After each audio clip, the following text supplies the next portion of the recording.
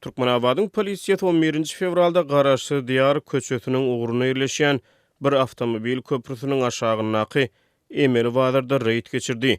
Polisiýa işgärleri köne öý goşury satylýan Emeli bazarda sowdanyň gadagan edilýänini aýdýar.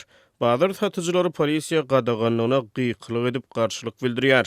Köprüniň aşagyna ýerleşýän köne bazar ýaňy ýakyna durky täzelenip ulanylmagy bilen merkez bazaryň golaýyna ýerleşýär. Emeli bazarda köne stol, stul, şkaf we divan ýaly ulanylan mebeller satylýar. Polisiýa şenbe güni Emeli bazarda reýd geçirdi. Satyjylardan mebellerini aýyrmagy talap etdi. Köprüniň aşagynda bazar sowdasynyň gadagan edilýändigini aýtdy. Dip Azatlyk radiosynyň habarçysy 13-nji fevralda Türkmenabaddan habar berdi. Köprüniň aşagyna ýerleşýän Emeli bazar 2 bölümden ibarat bolup, onuň günorta bölegini azyk önümleri, günwatar bölegini köne öý goşlar satylýardy.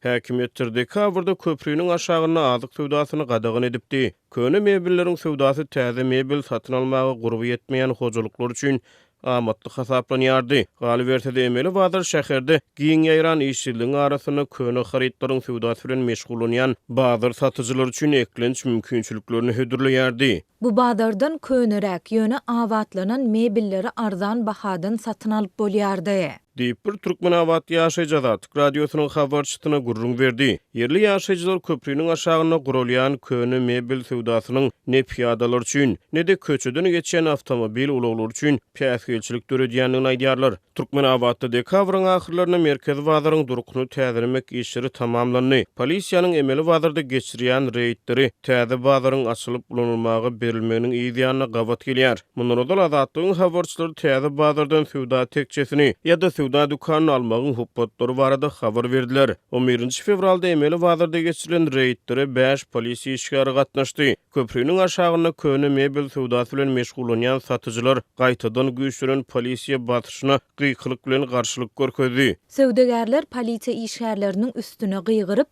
özleriniň mebellerini Emeli bazardan aýyrmajakdyklaryny aýtdylar, gyklyk etdiler. Diýip wakanyň şaýatlary aýdýar. Türkmen häkimetleri soňky 10 ýyllikda ýurdun durly sebitlerini ençeme bazarlary ýykyp täze bazarlary bina etdi. Ýa-da köne bazarlaryň durkuny täzeledi. Ýöne döwlet medeniýeti ýa-da hökümet resmiýetleri bazarlaryň ýykymy işleri barada Galibertede ýykym sebäpli sowda nokatlarynyň mahrum bolan telekeçleriň aladalary barada habar bermeýärler.